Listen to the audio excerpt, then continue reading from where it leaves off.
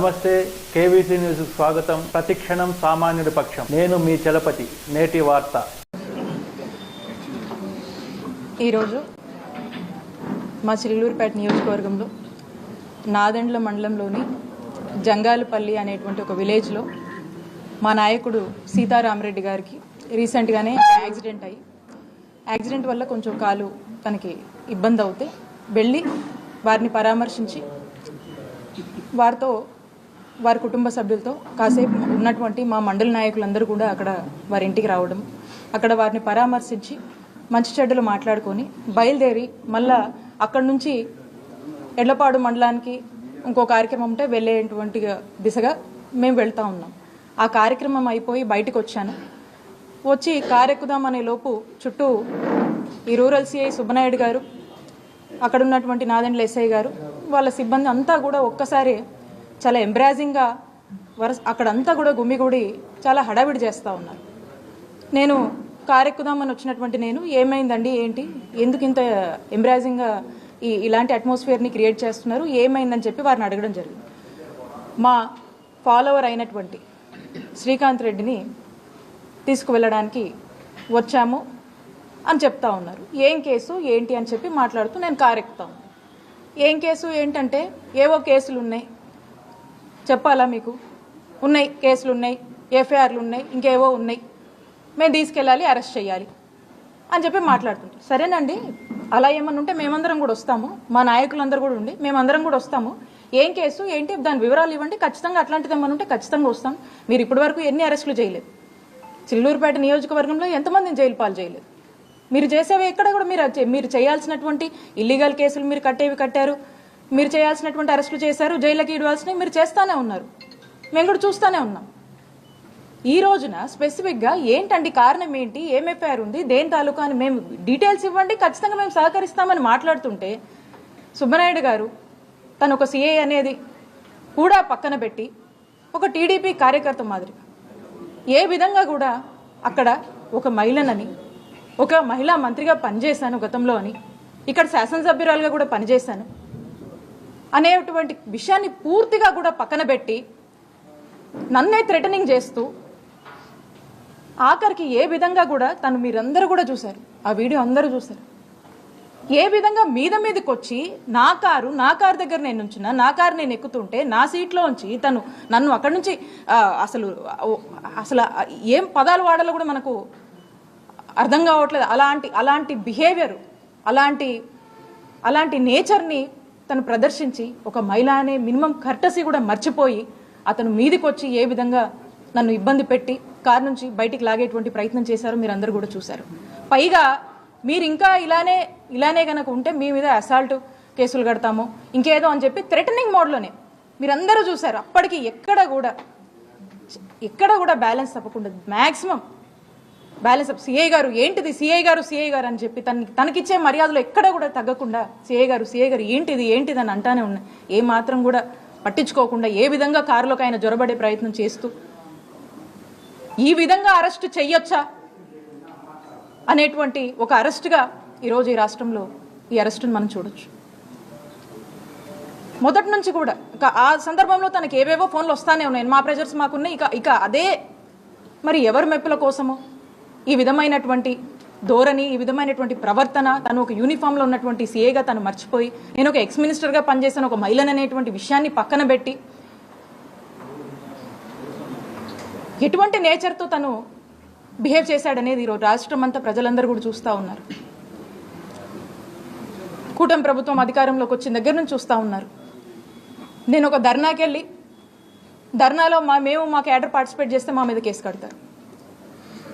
ఇంట్లో ఉన్నటువంటి మా మామయ్య, గతంలో కూడా చెప్పాను, దాదాపు 80 సంవత్సరాల వరకు ఉంటాడు, ఆయన మీద కేసులు కట్టారు. ఈ రోజున మా మరిది జైల్లో ఉన్నాడు. నా మరిది జర్మనీలో ఉంటే అతని మీద కూడా కేసులు కడతారు. ఒక 3 రకాల కేసులు ఎంచుకున్నారు. కత్తి చూపించడం, ఎక్స్టార్షన్ కేసు, కట్టుకదల్లి కేసులు పెడుతున్నారు. ఏదైనా బ్రైబ్ అని చెప్పి అదొక కట్టుకదల్లి ఒక కేసు పెడుతున్నారు. లేదా ఇక ఎవరినో ఏదో అన్నారని జెంట్స్కి అయితే ఒకలాగా ఇంకొకలాగా ఎస్సీ ఎస్టీ కేసులని ఇంకోటని రకరకాలుగా కథలల్లి ఈ రకమైనటువంటి కేసులతో ఇక్కడ చిలకలూరుపేటలో వైఎస్ఆర్ కాంగ్రెస్ పార్టీ సంబంధించినటువంటి నన్ను కానీ మా ఫ్యామిలీ మెంబర్స్ కానీ ఇక్కడ ఉన్నటువంటి మా ఫాలోవర్స్ అందరినీ కూడా ఏ విధంగా వేధిస్తున్నారు అనే దానికి నిదర్శనమే ఈరోజు ఈ అరెస్ట్ను కూడా మీరు చూడాల్సినటువంటి అవసరం ఉంది. ఇంత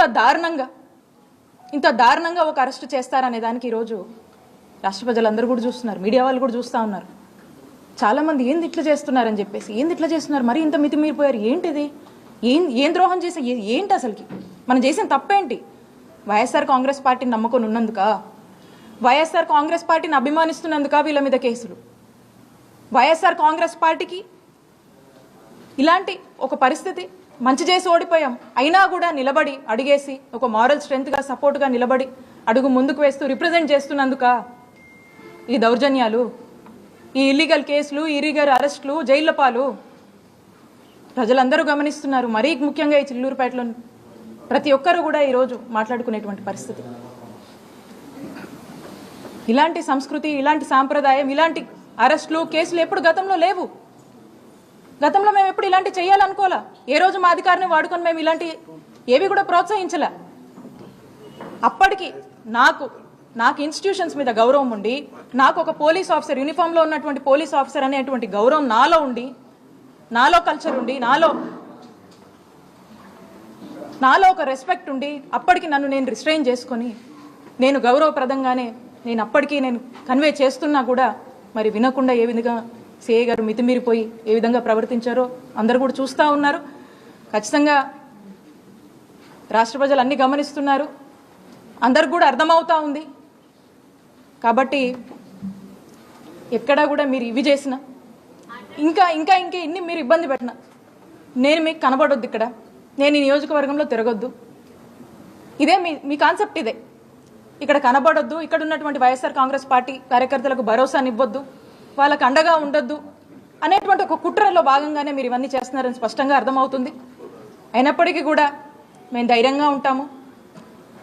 మా వైఎస్ఆర్ కాంగ్రెస్ పార్టీ యొక్క కార్యకర్తలు వాళ్ళంతా మా పార్టీ కానీ మేము కొన్ని సిద్ధాంతాలని, మా నిజాయితీని, మా కష్టాన్ని నమ్ముకొని ఉన్న వాళ్ళం. కాబట్టి మీరు ఇలాంటి ఎన్ని చేసినా కూడా మేమేం భయపడము, మేము పోరాడతాం.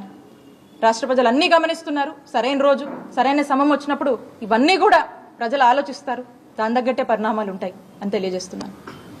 సార్, దాదాపు 1 గంటకి తీసుకెళ్లారు, ఇప్పుడు వరకు ఏ స్టేషన్ లేడు, అంటే కిడ్నాప్ చేసుకెళ్లారు అనుకుంటారు, లేకపోతే ఎట్లా అనుకుంటున్నారు? ఏ స్టేషన్ ఎంతవరకు లేడు? మధ్యాహ్నం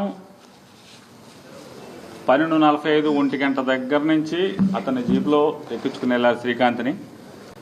ఇంతవరకు డివైఎస్పీ నరసరావుపేటలో ఉన్నాయని ఫోన్ ఎత్తడు, ఎస్పీ గారు ఫోన్ ఎత్తడు, కానిస్టేబుల్స్తో మీటింగ్లో ఉన్నారని చెప్తారు. వారి కింద వారికి సహాయకులుగా ఉన్న ఎస్పీ సహాయకులు, సిఐ ఫోన్ ఎత్తడు, ఎక్కడున్నాడో తెలీదు. ఇంతవరకు ఏ స్టేషన్కి తీసుకెళ్లలేదు, ఇంతవరకు అరెస్టు చూపించలేదు. పోలీసులు గనక చట్టాన్ని వారి చేతిలోకి తీసుకునే పరిస్థితి ఈ రకంగా దుర్మార్గంగా ప్రవర్తిస్తే గనక ఖచ్చితంగా మేము రేపు ఉదయం న్యాయమూర్తిని, ఉన్నత న్యాయస్థానాలని మాత్రం తలుపు తడతాం ఖాయం ఈ పోలీస్ చర్యల మీద. ఇంతటితో నేటి వార్త సమాప్తం. మరిన్ని వార్తా విశేషాలతో మీ ముందుకు వస్తుంది KV's news. Until then, signing off, మీ కేవీ చలపతి.